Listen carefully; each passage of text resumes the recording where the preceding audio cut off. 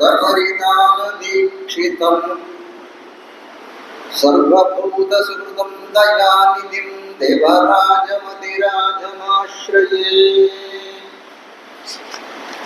ஆகாரத்ரய சம்பன்னாம் அரவிந்த நிவாசினீம் அசேஷ ஜகதீஷித்ரீம் வந்தே வரதவல்லபாம்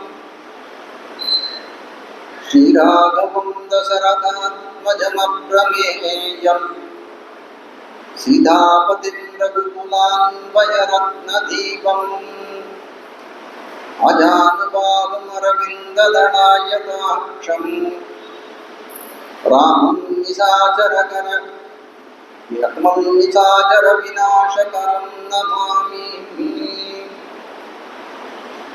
ஸ்ரீவத்சவம் சாம்புதி பூர்ணச்சந்திரம் ஸ்ரீரங்கநாதாரியதனூஜரத்னம் தத்பாதயுக்மாம்புஜபிருங்கராஜம் அன்னங்கராச்சாரியமகம் பிரபத்யே.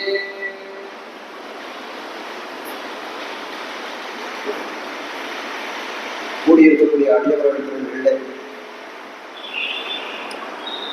அடியனுடைய பணிவான வணக்கங்களை முதற்கண் தெரிவித்துக் கொள்கிறேன். ஷோடசகலா பரிபூர்ணன் அப்படின்ற ஒரு தலைப்பிலே சக்கரவர்த்தி திருமகனான ராமனுடைய குணானுபவங்கள்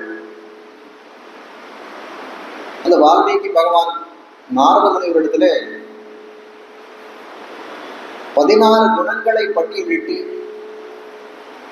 இந்த குணங்களெல்லாம் பொருந்தியவன் யார், அவன் இந்த உலகத்துல இருக்கவனா இருக்கணும், மனிதனா இருக்கணும், இப்பொழுது இருக்கணும் அப்படின்னு ஒரு கேள்வியை கேட்கக்கூடிய காலத்திலே நீர் கேட்ட 16 குணங்களும் பொருத்தியவனாய் இருக்கக்கூடியவன் சக்கரவர்த்தி திருமகன் ராமன் தான். கௌசலைக்கும் தசரதனுக்கும் புத்திரனாய் பிறந்தவன், நல்ல வீரியவான், சத்தியவாக்கியன், தயை பொருந்தியவன், சர்வபூதங்களுக்கும் இதத்தை செய்யக்கூடியவன் அப்படின்னு ரொம்ப அகமகிழ்ந்து அந்த ராமனை பற்றி தெரிவிக்கிறார். அங்கிருந்து ஆரம்பிச்சோம். குணவான் அப்படின்ற குணவான் யாருன்னு முதல் கேள்வி கேட்டார். குணவான்றது சாமானிய சப்தமாச்சு. பொதுவா குணங்கள் பொருந்தியவன் குணவான். அப்போ அதுக்கு விசேஷ அர்த்தம் ஏதாவது உண்டா அப்படின்னு கேட்கக்கூடிய காலத்திலே சீல குணம் தான் அந்த இடத்துல குணவான் என்று நிரூபிக்கப்படுகிறது.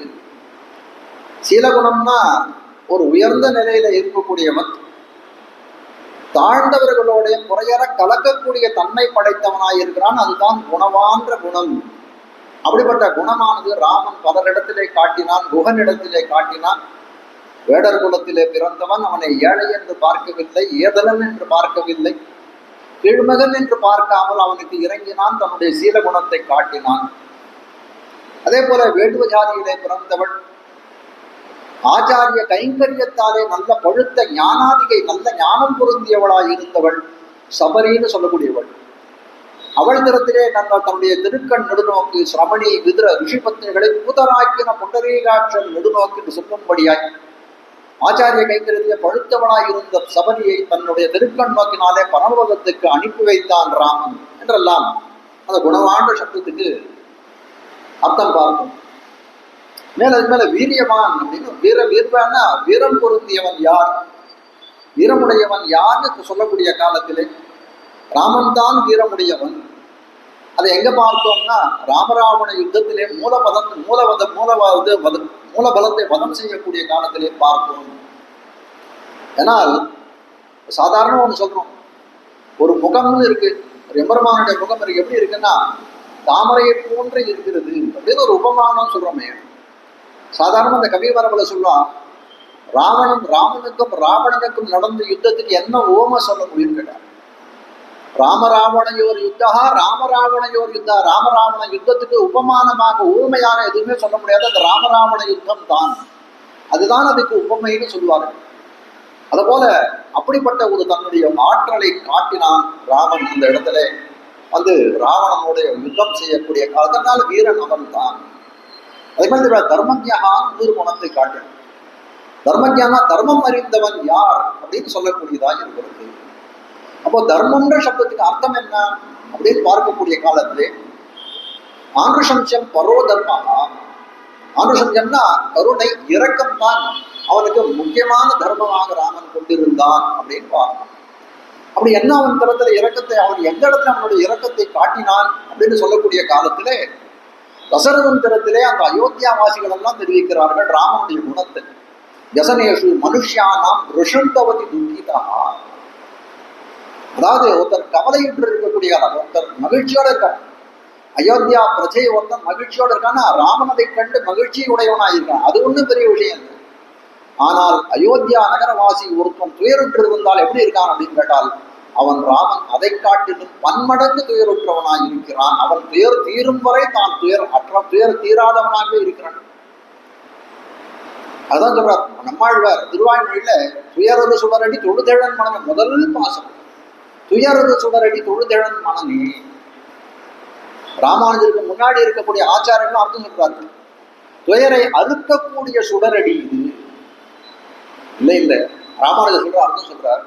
இல்ல துயரை அறுக்கக்கூடிய சுடரடி தான், அதுல ஒன்றும் சந்தேகம் இல்லை. ஆனால் அந்த துயர் தீரும் வரை தான் துயரிட்டு இருக்கக்கூடிய சுடரடியை பெருமானது தெரிவிச்சாங்க ராமானுஜர். அதுபோல அடுத்தவனுடைய துயர் அரும் வரை தன்னுடைய துயர் தீராதவனாகவே ராமன் இருக்கிறான். அதுதான் சொல்ற பரதுக்க துக்கித்வம். பரதுக்க துக்கித்வம்னா அடுத்தவர்களுடைய துக்கத்தை கண்டு தான் துக்கம் அடைவது. ஏன்னா இந்த சில பேர் சொல்றான் ராமனுக்கு அவிகாராய சுத்தாய நித்யாய பரமாத்மனே சரஸ்வரத்தை சொல்லுவோமே, எந்த விதமான விகாரமும் மற்றவனாய் இருக்கக்கூடிய அவனுக்கு ஏய குணம் உண்டு, அதாவது துக்கம்னு சொல்லக்கூடிய ஒரு தாழ்ந்த குணம் உண்டுன்னு சொன்னா அப்போ அவன் விகாரப்பட்டு போயிடுறான். இல்லை, அடுத்தவர்களுடைய துக்கத்தை பார்த்து துக்கம் அடைந்தானே, ஆனால் அது ஹேய குணம் இல்லை, அது நல்ல போற்றக்கூடிய குணம் தானே என்று சொல்லக்கூடியதாய் இருக்கிறது. அப்படி பல இடத்துல இது பண்றான். கண்ணன் பெருமான் தன்னுடைய அவதாரத்தை காட்டுறான். திரௌபதியை நான் சமயத்துல காக்காத போனேன், தன்னை சோதிக்கு கண்ணன் போகக்கூடிய சமயத்துல சொல்றான் குணம் பிரபுத்தமே ஹிருதயாது நாபசத்பதி. நான் கடன்பட்டவனை போலே நான் பரமபதத்துக்கு செல்கிறேன். திரௌபதியை சகாலத்துல நான் காப்பாத்தினே அவன் தான். ஆனால் என்ன நினைக்கிறான், அந்த ஆபத்தே வராமல் நான் காப்பாத்திருக்கணுமே, அது நான் பழவாக விட்டுட்டேனே சொல்லக்கூடியதா இருக்கிறது. வாலி மாண்டு போனானே, சுக்ரீவனுடைய பிரேரணையாலே தான் வாலியை கொன்னான் ராமன். எப்ப வாலி மாண்டு போனானோ உடனே சுக்ரீவன் கண்ணிலேருந்து கரகரன்னு ஜலம் வரும். சுக்ரீவன் கண்ணிலேருந்து தண்ணி வந்ததுன்னு உடனே ராமனுக்கு தாங்க முடியல. அவனுக்கு வந்து அதை அவனை காட்டு வந்து ரொம்ப ரொம்ப தீவிரமா அழம். சில இடத்துல சொல்லுவான், அரை பணம் கொடுத்து அழ சொன்னா, ஒரு பணம் கொடுத்து ஓய சொன்னாங்க. அந்த மாதிரி ராமன் விஷயத்துல அது நிச்சயமாக போயிடுச்சு. சுக்ரீவன் எந்த காலத்தில் அழுதானோ அதை காட்டிலும் அதிகமாக ராமன் அழுதான். அவனுக்கு துக்கம் பொங்கிற்று. சமசோகம் அடைந்த மார்க்கம் தாரைக்கும் அங்கதனுக்கும் வாலி மாண்டதிலே எப்பேற்பட்ட சோகம் ஏற்பட்டதோ அதை காட்டிலும் அவர்களுக்கு சமானமாக சோகம் உடையவனாய் இருந்தான் ராமன் என்று சொல்லக்கூடியதாய் இருக்கிறது. அப்போது தர்மஞான ஆனுஷம்சம் பரோ தர்மஹா, இரக்கம் தயை உடையமாய் இருக்கிறான்னு தெரிவிக்கிறான்.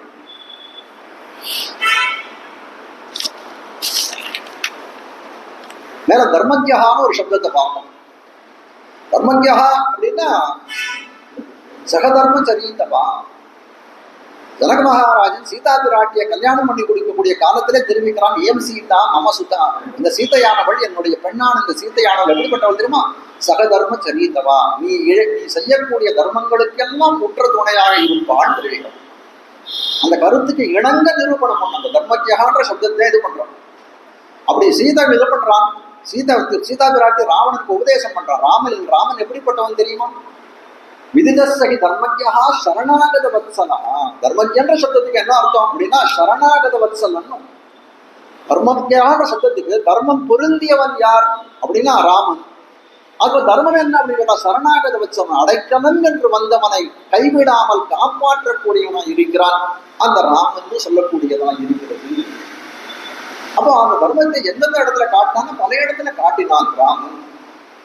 எவ்வளவு இடத்துல காட்டியிருக்கான் அப்படின்னு சொல்லி வந்து சரணாகத வத்சலனா எவ்வளவு இடத்துல இருந்திருக்கான் அவன்றதை எல்லாம் காலை இதுவரைக்கும் பார்ப்போம். இதுக்கு மேல இன்னைக்கு கிருதஜ்ஞகான்ற சப்தம் 4வது இதுல இருந்து பார்க்க வேணும். கிருதஜ்ஞா அப்படின்னா கஹா கிருதஜ்ஞா. கிருதஜ்ஞன் அப்படின்னா செய்த நன்றியை மறவாதவனுக்கு பேர் கிருதஜன்னு பேர். ஒரே ஒரு எழுத்தான் வித்தியாசம். கிருதக்னன் அப்படின்னு சொன்னா நன்றி மறந்தவன். கிருதக்னன், கிருதக்னஹா அப்படின்னு சொன்னா நன்றி மறந்தவன். கிருதக்ஞஹா அப்படின்னு சொன்னால் நன்றியை மறவாதவன். அப்போ மனிதர்களுக்கு இருக்கக்கூடிய எவ்வளவோ குணங்கள், நல்ல குணங்கள் உண்டு. ஆனால் சீரிய குணம் எது அப்படின்னு கேட்டால், ஒருத்தன் செய்த நன்றியை மறவாதிருப்பது தான் சீரிய குணம், பிரதானமான குணம் என்று காட்டுகிறார்கள். வள்ளுவ பெருந்தகை சொல்றால், என் நன்றி கொன்றார்க்கும் உய்வுண்டாம், உய்வில்லை செய் நன்றி கொன்ற மகன். செய்த உபகாரத்தை ஒருத்தன் மறந்து போயிட்டான்னா எப்படி இருக்குன்னா, அவனுக்கு உய்வே இல்லை, பிராயச்சித்தமே கிடையாதுன்னு சொல்லக்கூடியது. வடமொழி நூல்களும் அதே தான் சொல்றது. கிருதக்ஞே நாஸ்தி நிஷ்கிருதி. அவனுக்கு கிருதக்ஞனா இல்லைன்னா அவன் எல்லாம் நிஷ்கிருதி, அவனுக்கு எதுக்குமே இது இல்லைன்னு தெரிவிக்கப்படுது. அதனால எல்லா பாவங்களுக்கும் பிராயச்சித்தம் உண்டு. பிராயச்சித்தம்னு ஏதோ ஒரு பாவம் பண்ணோம்னா அதுக்கு ஒரு பிராயச்சித்தம், ஒரு பரிகாரம் பண்ணா வெளியில ஒத்துதலாமே. ஆனால் நன்றி கொன்றவனுக்கு பிராயச்சித்தமே கிடையாதுன்னு சொல்லக்கூடியதாக இருக்கிறது. இதை ஒழிவினராக தமிழ் நூல்லையும் சொல்றா, வடமொழி நூல்களிலும் தெரிவிக்கக்கூடியதாக இருக்கிறது. சங்கல்ப சூரியோதயன்னு வேதாந்த தேசிகனோட ஒரு நாடக காவியம். ஆக ரொம்ப அற்புதமாக சில விஷயத்தை ஒரு ஸ்லோகத்துல காட்டுகிறார். அதாவது என்ன அதுல காட்ட வந்த விஷயம் என்னன்னா, இந்த உலகத்துல உபகாரங்களை, செய்த உபகாரங்களை மறக்கிறது அப்படின்றது ரொம்ப சாதாரணமான விஷயம். அது மட்டும் இல்லை, செய்த உபகாரங்களை மறக்கிறதுன்னு ஒன்றும் இல்லை, அந்த உபகாரம் பண்ணவனுக்கு தீமை செய்யறதுக்கு பிரதி உபகாரம் நம்ம என்ன பண்றோம் அப்படின்னு கேட்டா என்ன பண்ணணும், தீமைகள் செய்கிறோம். நம்ம சொல்றோம் இல்லையா, சில பேர் நம்ம வீட்டுல போய் கேட்கறோம், நான் ஏதாவது உங்களுக்கு உபகாரம் பண்ணுவேன், வீட்டுல கேட்டா நீங்க ஒன்றும் உபதிரவம் பண்ணாதான் அப்படி. ஆனா இந்த இடத்துல சொல்றான், பிரதி உபகாரமா என்ன பண்றான், தீமைகளை பண்ணுகிறான். அவன் எப்படி பண்றான்னா, அவனே பாதகன் தான். இது என்னைக்கோ பண்ண உபகாரம், அதுக்கே இவன் தீமை பண்றான். இன்னைக்கு இப்ப யார்தாலும் எனக்கு ஒருத்தர் உபகாரம் பண்றாரு, உடனே நான் என்ன பண்றேன், அவருக்கு பதிலுக்கு தீமையை செய்யறேன். அவனை காட்டிலும் பாதகன். அதுக்கு மேல ஒருத்தர் தெரிவிக்கிறார் வேதாந்தேஸ்வரனுடைய சங்கல்ப சூரியத்துல, ஒருத்தன் நாளைக்கு எனக்கு நன்மை பண்ண போறான்னு அவருக்கு நான் இன்னைக்கே தீமை பண்றேன். அப்படிப்பட்டவன் பஞ்சமகா பாதகனாக இருக்கக்கூடியவன் என்று தெரிவிக்கிறார் அந்த சங்கல்ப சூரியத்தை. அப்போ ஒரு பெரிய ஒருத்தர் தெரிவிக்கிறார், இந்த நன்றி உணர்வோட இருத்தல் அப்படின்னு சொல்றதுக்கு இந்த உயர்நிலை பொருள்கள்லாம் கிடையவே கிடையாது. உதாரணமா சொல்லவே முடியாது, அக்ரணி பொருள்கள் தான் சொல்லணுன்றார். எப்படி நீங்க சொல்றீங்கன்னு கேட்கிறார். கேட்கப்படி காலத்தை நின்று தளரா வளர்த்தை தாழுண்ட நீரை தலையாலே தான் தருதலால். தென்னை மரம் இருக்கு நம்ம வீட்டு வாசல்ல, ஒரு தென்னை மரம். தென்னை மரத்துக்கு என்ன பண்றோம், எங்க தண்ணி கொட்டுறோம், அதனுடைய வேர் கீழே அது காலில் கொண்டு, அது கால் ஸ்தானமா இருக்கக்கூடிய இடத்துல கொண்டு போய் ஜலத்தை கொட்டுறோம். அது என்ன நம்ம கங்கா ஜலத்தை கொட்டுறோமா, காவிரி ஜலத்தை கொட்டுறோமா? பல சமயம் நம்ம வாய் கொண்டு ஜலத்தை கூட அது இது பண்றோம், கையை காலத்துக்கிட்ட அனுப்பிக்கிறோம். ஆனால் அது எப்படி பண்றதுன்னா, தன் காலில விட்ட ஜலத்துக்கு என்ன பண்றது, தன் தலையாலே ஒரு இளநீரை கொடுக்கிறது. அதுவும் எப்படி இருக்கு, அது மதுரமாக இருக்கிறது. அதுதானே நன்றின்றது அர்த்தம். எனக்கு தண்ணி விட்டா இவனுக்கு, அதை அக்னி பொருள்களிலே பார்க்கலாம் அப்படின்னு காட்டுகிறார்.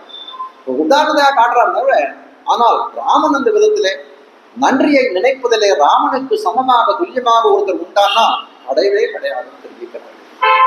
அயோத்தியா காண்டத்துல ஒரு ஸ்லோகத்தை காட்டுறார் வால்மீகி பகவான். கதஞ்சித் உபகாரேன கிருதேனைகேன துஷ்யதி ந ஸ்மரத் அபகாராணாம் சதமபி ஆத்மவத்தயா. அதாவது ராமனை பொறுத்த வரைக்கும் யாராவது ஒருத்தர் ஏதாவது ஒரு உதவி பண்ணிட்டாலும் போதும், அவனுடைய உள்ளமானது அப்படியே ரொம்ப பூரித்து போயிடும். இது உபகாரம் பண்ணவன் இடத்துல. ராமனுக்கு அபகாரம் தீமைகள் பண்ணலாம், அதை பார்த்து என்ன பண்ணுவான் சுவாமி, ரொம்ப கோபம் வந்துருமா? இல்லை இல்லை, அது பார்த்து கோபம் எல்லாம் அவனுக்கு வராது, அதை மறந்துடுறான். நஸ்மரதி அபகாரம். ஸ்மரத்தின்னா ஞாபகம் வச்சுக்கிறது, அபகாரம்னா தீமை. நஸ்மரதி அதை நினைவிலே கொள்ளுவது. நஸ்மரதி அபகாரம், அதை நினைக்கிறதே இல்லை அவனு சொல்லக்கூடியதாக இருக்கிறது காட்டுகிறார்கள். அப்போ ராவணன் இது எப்படி இருக்கு அப்படின்னு கேட்கிறார். உபகாரம் செய்ய வேணும்ன்றத ஒருத்தன் உபகாரம் பண்றான். ராமன் எப்படி நினைக்கிறான்னா, ஒருத்தன் உபகாரம் பண்றான்னா உபகாரம் செய்யணுன்ற எண்ணம் இல்லாதே பண்றான். என்ன பண்றான், ஒருத்தன் தெருவில் போறான், ஒருத்தன் எடுத்து ஒரு கல் எடுத்து விட்டு எறியலாம் மாமரத்து மேல. அது என்ன பண்ற, ஒரு மாம்பழம் நேரம் போய் விழுறது. யாரோ ஒருத்தன் பசியில உட்காந்துருக்கான் கீழே, அவன் கையில போய் விழுறது. இவன் நினைச்சா பண்றாங்க, பசியோட உட்காந்து அப்பா மாம்பழம் கிடைச்சி பகவானே கொடுத்தாங்க. எவனோ ஒருத்தன் கல்லை விட்டு எறிஞ்சான், அவங்க பண்ணதுக்கு அப்போ புத்திபூர்வமாக பண்ணதில்லை. அவன் நன்மை பண்ணிட்டான், அவனுக்கு வந்து சாப்பாடு கிடைக்கிறதுக்கு வழி பண்ணிட்டான்னா அப்படிலாம் பண்ணலையே. அப்படி பண்ணாலும் கூட அந்த அந்த புத்திபூர்வம் அபுத்திபூர்வமாக மனஸ்கரித்து அவன் ஒரு நன்மை செய்யவில்லை ஆயினும் ராமன் அதை நினைக்கிறானா அது அவனுக்கு பண்ண உதவியாகத்தான் நெஞ்சில் கொள்கிறான்னு காட்டக்கூடியதான். இப்ப ராமன் ராமாயணத்துல எந்தெந்த இடத்துல தான் நன்றியை உடையவன் காட்டியிருக்கான் அப்படின்றத பார்க்கணும் இல்லையா? அதுதான் முக்கியமான விஷயம். நம்மாழ்வார் வந்து 8ஆம் பத்துல திருவாழ் 8ஆம் பத்து வெறுதே அருள் செய்வர் செய்வார்கள் உகந்துன்னு ஒரு வாசனம். வெறுதே அருள் செய்வர்னா ஒன்றும் செய்யாதவர்களுக்கு நன்மை ஒன்றும் செய்யாதவர்களுக்கு கூட நன்மை செய்பவர் எம்பெருமான் தெரிவிக்கிறார். அது ராமனிடத்தில் நல்ல 100% பொருந்தக்கூடியதா இருக்கு. அப்ப வெறுதே அருள் செய்வர் அப்படின்னு சொல்லக்கூடியது. அப்போ ராமனிடத்துல என்ன பண்றான்? ராமன் நன்றியோட தனக்கு உபகாரம் செய்தவர்கள்லாம் எப்படி நினைக்கிறான்னா ரொம்ப அவனோட உகந்திருக்கிறான் அப்படின்னு நம்ம சொன்னோமே. ஆனால் அபகாரம் செய்தவர்களை பத்தி என்ன சொல்லத்தான் வேணுமா, அவனை பாராட்டத்தான் வேணுமா அப்படின்னா அதெல்லாம் பாராட்டலாம் அவசியம் இல்லை. ஆனால் ராமன் இந்த நிலவுலகத்திலே வந்திருக்கானே, அவனை பாராட்ட வேண்டாம் நீ சொல்லி இந்த நிலவுலகத்துல வந்திருக்கானே, அவன் எப்படி நினைச்சுக்கிறான்? ராமராவண யுத்தம் முடிஞ்சுடுச்சு, ராவணன் மாண்டு போனான். அப்போ தேவர்கள்லாம் வந்து ராமனிடத்துல சொல்றார், பவான் நாராயணோ தேவகா, நீ எப்பேற்பட்டவன், நீதான நாராயண மூர்த்தி, நீ அவன் வந்த காரியம் முடிஞ்சு கொடுத்து, அதனால திரும்பி நீ வந்து தன்னடை சோதிக்கு பரவபத்துக்கு போயிடுனீன்னு சொல்றான் தேவர்கள். அப்போ சொல்றான், ஆத்மானம் மானுஷம் மன்யே ராமன் தசரத ஆத்மஜம், என்னுடைய மனசனால நான் தசரதனுடைய பிள்ளையாகத்தான் நான் நினைக்கிறேன். தேவத்துவமும் நிந்தையானதுன்னு தெரிவிக்கிறான் ஆச்சாரிய இதயத்துல அடையமனவாளர் நாயனார். தேவத்துவம் அதை கேட்ட உடனே நீ தேவான்னு சொன்ன உடனே அவன் ஏதோ என்ன ஏதோ பெயரான்றான் ராமன். தேவத்துவமும் நிந்தையானது ராமனுக்கு அந்த இடத்துல அப்படி இருக்கக்கூடியதா இருக்கு. அப்போ என்ன பண்றான்? அவன் மனிதனாகவே ஒரு வேடம் பூண்டி இவ்விடத்திலே நடித்துக் கொண்டிருக்கிறான். அப்போ நம்ம வால்மீகி என்ன பண்ணணும் அந்த இடத்துலன்னா, அவன் மனிதருக்கு உரிய குணங்களெல்லாம் ராமனிடத்துல இருக்கிறதுன்னு ஏற்றி காட்டணும், ஆரோபணம் பண்ணணுமே. அதுக்காகத்தான் வந்து காட்டுகிறான்னு இது பண்ணணும். ராமன் யார் யார் இடத்துல அவன் நன்றியை காமிச்சான்னு கேட்டார். புறக்கரசனான சுக்ரீவன் திறத்திலே நன்றியை காண்பித்தான், அரக்கர் கோமானான விபீஷணன் திறத்திலே நன்றியை காண்பித்தான். அப்படி என்ன அவன் இது பண்ணானா, அதை வாயாலே சொல்வதற்கும் அரிது, நெஞ்சால் நினைப்பதற்கும் அரிவதாய் இருக்கக்கூடியது. விபீஷணன் திறத்திலே நன்றி உணர்வு காட்டினான் ராமன் அப்படின்னு கேட்டால் சொன்னா அது ஒரு அர்த்தம் இருக்கு. ஏன்னா விபீஷணன் ராமன் திறத்திலே சரணாகதி பண்ணான். ராமாயணத்திலே ஒரு குழப்பமான சரணாகதி என்னன்னா சுக்ரீவ சரணாகதி. ஏன்னா ராமன் சுக்ரீவனிடத்துல சரணாகதி பண்ணானா, சுக்ரீவன் ராமனிடத்துல சரணாகதி பண்ணானான்னு யாருக்கு இன்னி வரைக்கும் தெரியாது, புரியாத புதிராகத்தான் இருக்கிறது. ஏன்னா விபீஷண சரணாகதின்னு சொன்னான், அதான் வந்து என்ன சொல்றான், சர்வபாக சரண்யாய ராகவாய மகாத்மனேன்னு ராமன் திருவடிகளிலே வந்து விழுந்தான் விபீஷணன். சுக்ரீவன் அந்த மாதிரி வந்து விழுந்தானா விழல, ராமன் தான் அவனுக்கு போய் சரணாகதி பண்ணான் தான் தெரிவிக்கிறார்கள். அப்படி இருக்கக்கூடிய காலத்திலே சுக்ரீவன் திறத்திலேயும் அவன் நன்றி பாராட்டினான் ராமன் அப்படின்னு கேட்டால் அது எதுக்காக அப்படின்னு ஒரு விஷயம் எழுந்துக்கணும். அந்த இடத்துல கேள்வி எழுணுமே. இப்ப சொல்றான், ராமனுடைய திருவுள்ளத்திலே சுக்ரீவன் ரொம்ப பெரிய உதவி நமக்கு பண்ணிட்டான்றான். எப்போ அப்படின்னு கேட்டான், ராமனானவன் சீத்தையை பிரிந்து துயரிட்டு இருக்கிறான். அப்படியே திரிந்து கொண்டிருக்கான், என்ன பண்றது, சீத்தை எப்படி மீட்கிறதுன்னு தெரியாத திரிந்து கொண்டிருக்கக்கூடிய காலத்திலே பம்பா தீரே ஹனுமதா சங்கதேவா நரேனா, பம்பா தீரத்தில் போயிட்டு இருக்கான் ராமன். தமிழ் தென்னல் வந்துணவ தாசரதி போயினவா, ராமனபாத் சொல்ற தமிழ் தென்றல் ராமனபாத் கம்பர் பெருமான், தமிழ் தென்றல் வந்துணவ தாசரதி போயினவா என்று சொல்லும்படியாய் பம்பா தீரத்திலே அனுமான் வந்து ராமனை சந்திக்கிறான். எதனால சந்திக்கலாம்? ராமனை சந்திக்கக்கூடிய காலத்திலே அனுமான் சொல்றான், நான் சுக்ரீவனுடைய கட்டளையினால்தான் நான் உன்னை வந்து பார்த்திருக்கேன். ராமனுக்கு அனுமான பார்த்த உடனே என்ன ஆச்சு, இவன் நம்மளுடைய துயரத்தை போக்கக்கூடியவன் தெரிஞ்சு கொடுத்து, மகா குணசாலியா இருக்கக்கூடிய இந்த ஆஞ்சநேயனை நம்மிடத்திலே சுக்ரீவன் தானே அனுப்பினான். அதனால் என்ன பண்றார், சுக்ரீவன் திறத்திலே ரொம்ப நன்றி உடையவனாய் இருந்தார் ராமன் சொல்லக்கூடியவர். அதனால்தான் எல்லா காரியத்தையும் பண்ணார். இன்னொருத்தனாய் இருந்தார் ராமன் இவ்வளவு பெரிய வந்து வல்லமை பொருந்தியவன் வீரியவான்னு ஒரு தெரிந்திருக்கக்கூடிய காலத்துல கூட சுக்ரீவனுக்கு ஒரு சந்தேகம் இருக்கு, வாலியை கொண்டோம்னா நிஜமாவே கொல்லுவியா, எவ்வளவு கேள்வி கேட்கறான், உனக்கு கொள்றதுக்கு சாமர்த்தியம் உண்டா, போயிட்டான். துந்துபின்னு ஒரு வந்து ராட்சசன், அந்த ராட்சசன் என்ன பண்றான், வாலியை கொண்டு விடுறான். அவனுடைய எலும்பானது எப்படி இருக்குன்னா ஒரு பெரிய மலை போலே குவிந்து இருக்கு. இந்த துந்துபின்ற அவனுடைய எலும்பு தான் இதெல்லாம். இதை வந்து வாலி அடிச்சா அவன் வந்து கீழே வந்து விட்டுட்டாங்க. ராவன் சொல்றா தன்னுடைய ஒரு அக்ரம், அந்த வந்து கடவரனுடைய அக்ரத்தில் நுனியால் என்ன பண்றான், அவ்வளவு எலும்புகளை தூக்கி அடிக்கிறான், 100 காத தூரத்துக்கு மேல போய் விடணும். அப்ப கூட அவன் நம்பிக்கை இல்லை, வேற ஏதாவது பண்ண முடியுமா வந்தால.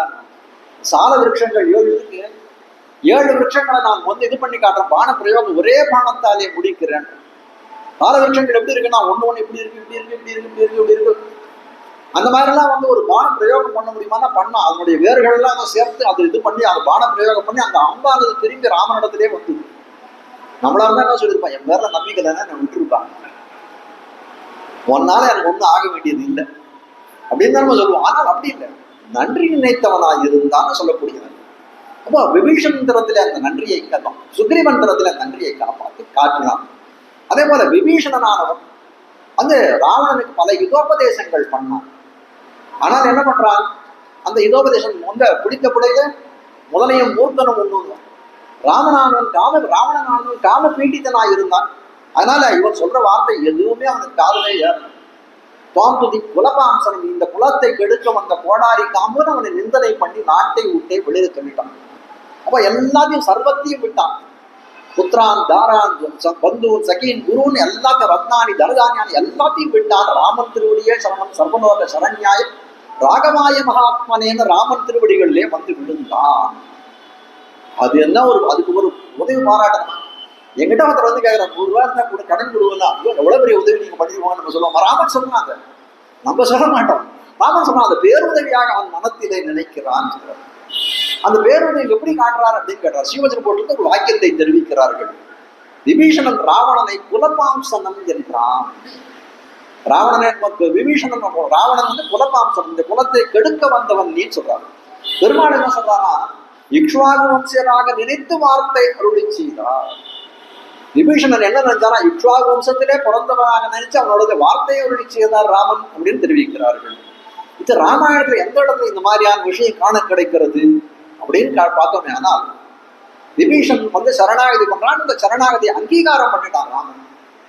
அப்போ என்ன பண்ணணும், அடுத்தது இலங்கை மேல போர் தொடுக்க வேணும். அப்படியே சரியா இருக்க, வேகமா போகணும். இலங்கை மேலே போர் தொடுக்க வேணும். ஒரு போர் தொடுக்க வேணும் அப்படின்னா என்ன தெரிஞ்சுக்கணும், முதல்ல அந்த எதிரியினுடைய பலாபலங்களை அறிந்து கொள்ள வேண்டும். அதுதானே போருடைய யுக்தி. அது தெரியாத நம்ம என்ன பண்ண முடியும். அப்போ ராமன் என்ன பண்றான், இதெல்லாம் அறிந்தவன் தானே. அப்போ என்ன பண்றான், அவன் கேட்கறான், அதுக்கு முன்னாடி வரைக்கும் பலாபலத்தை தெரிஞ்சுக்கல. அப்போ கேட்கறான், விபீஷணன் திறத்துல கேட்கக்கூடிய காலத்துல எப்படி கேட்கணும், அவன் வந்து எப்படி கேட்கறான் பாருங்க. ஆத்யாஹி மம தத்வேன ராட்சசானாம் பலாபலம், ராட்சசர்களுடைய பலாபலத்தை சொல்லுன்னு கேட்கறான். விபீஷன் கிட்ட கேட்கக்கூடிய காலத்துல என்ன கேட்கணும், உங்க கூட்டம் அரக்கர் கூட்டம் இருக்கே அதனுடைய பலம் என்னன்னு கேட்கணும். நம்மளா இருந்தா அப்படிதானே கேட்போம். அதே இல்லைன்னு கேட்கணும், உன் அண்ணனுடைய ராவனுடைய பலாபலம் என்னன்னு கேட்கணும். அப்படி கேட்கல, அந்த ராட்சசானாம் பலம், ராட்சசர்களுடைய பலாபலம் என்னன்னு கேட்டான் அப்படின்னா நம்ம அர்த்தம் பண்ணினோமானால் அப்போ என்ன கிடைக்கிறது, விபீஷணன் ராட்சசர்களுடைய அணியிலேருந்து பிரிந்து வந்துட்டான்னு தெரியும். அப்ப என்னவா நினைக்கிறார், குகனிடம் 5 கம்பர் பாட்டு பார்த்தோமே, அகனமர காதலைய நின்னோடும் 7 கம்பர் பெருமான் சொல்றாரு. சுக்ரீவனோட விபீஷனோட சேர்த்து 7 பிள்ளைகள் எங்க அப்பாவுக்குன்னு சொல்லிக்கிறான். அப்போ என்ன நினைக்கலாம், இக்ஷ்வாகு வம்சியராகவே வந்த அந்த விபீஷணனை நினைத்தான்னு சொல்லக்கூடியதான். செல்வ விபீடனருக்கு வேறாக நல்லானை நாடி நரையூரில் கண்டேன் தெரிவிக்கிறார் திருமங்கை ஆழ்வார். பெரிய திருமொழி. ராமனுக்கு பக்தர்கள் எல்லாம் ஒரு தட்டு, எல்லாம் ஏனைய பக்தர்கள் எல்லாம் ஒரு தட்டுனா விபீஷண ஆழ்வான் தனித்தட்டு. விபீஷணனுக்கு நல்லானாக இருந்தான் ராமன் சொல்லப்படுது. இது நன்றியை நினைக்கக்கூடிய விஷயத்துல நஸ்மரதி அபகாரானாம் அப்படின்னு வந்து ஒரு விஷயம் இருக்கு. அந்த அபகாரம் தீமைகள், ராமனுக்கு தீமைகள் செய்தாலும் என்ன பண்றான், அதை நாமன் நினைவில் கொள்வதில்லை, மறந்தே போகிறான் கூட சொல்லலாம். விபீஷணன் சுக்ரீவன் போல அவர்கள்லாம் பண்ண உபகாரம் சின்ன செயல், அதெல்லாம் என்னோட பெரிய கனத்ததாக நினைத்து கொண்டிருந்தான். ஆனால் அபகாரங்கள் செய்தாலும் அதை என்ன அவருக்கு வந்து தீமை செய்தால் நினைப்பதே இல்லை. இது எங்க காணப்படுறது அப்படின்னா சுக்ரீவன் விஷயத்திலே காணப்படும். ஏன்னா ராமன்னு சொல்லிட்டாலே பல பேர் கையை தூக்கின்னு வந்துருவா அவனை போல சொல்றது. ராமனுடைய ராசியம். கிருஷ்ணனை யாரும் சொல்ல மாட்டான். ராமன் சொன்னாலே பல பேர் கையை தூக்கின்னு வந்துருவா. உடனே சுக்ரீவன் விஷயத்திலே ஒரு ஆட்சேபத்தை தெரிவிக்கிறார்கள். என்ன ஆட்சேபம் அப்படின்னு கேட்டால், வாலியை வதம் பண்ணான். சுக்ரீவன் சொல்லித்தானே வாலியை வதம் பண்ணான். வாலியை வதம் பண்ணி சுக்ரீவனுக்கு மகுடாபிஷேகம்லாம் பண்ணிட்டான். அப்போ என்ன ஆச்சு? மழை காலம், சீத்தையை தேட போனோம். மழை காலம், கார்காலம் வந்து விட்டது. அப்போ சுக்ரீவன் தரத்துல என்ன சொல்றான் அவன், நீ போயிட்டு வந்து வானர சேனைகள்லாம் கார்காலம் முடிஞ்ச உடனே உன்னுடைய வானர சேனைகள்லாம் திரட்டி கொண்டு வா அப்படின்னு சொல்லி அனுப்பிச்சு. ஆனால் சுக்ரீவன் என்ன பண்ணா, ரொம்ப நாளா வந்து எந்த விதமான போகங்களையும் அனுபவிக்கவில்லை. பல காலம் என்ன பண்றான், அந்த ரிஷிமுக பர்வதத்துல மண்ணிலும் மலையிலையும் கண்ணிலையும் புரண்டு கொண்டு இருந்தவன் ஒரு இடம் கிடைச்சதுன்னு உடனே நல்லா வந்து போகோபகரணங்களை அனுபவிச்சு கொண்டிருக்கான்.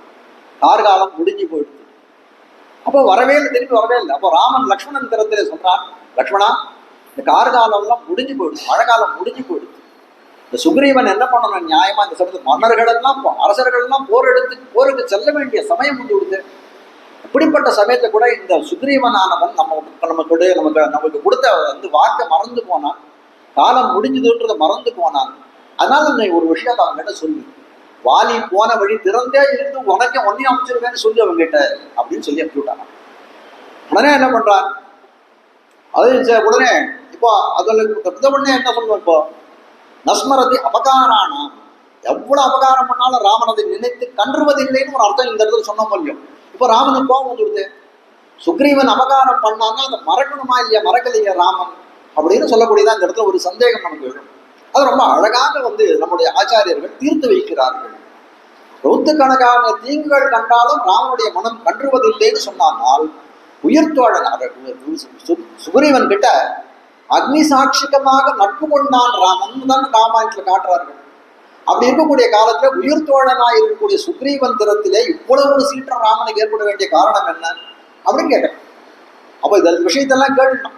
வாலி போன வழி திறந்திருக்குன்றதெல்லாம் வந்து என்ன பண்ணான், லக்ஷ்மணன் எடுத்து சொன்ன, லக்ஷ்மணன் எல்லாத்தையும் காட்டு, நீ போய் வந்து சுக்ரீவனை பார்த்து சொல்லிட்டு வாங்க. உடனே லக்ஷ்மணனுக்கு ராமனை காட்டிலும் கோபம் ஜாஸ்தி.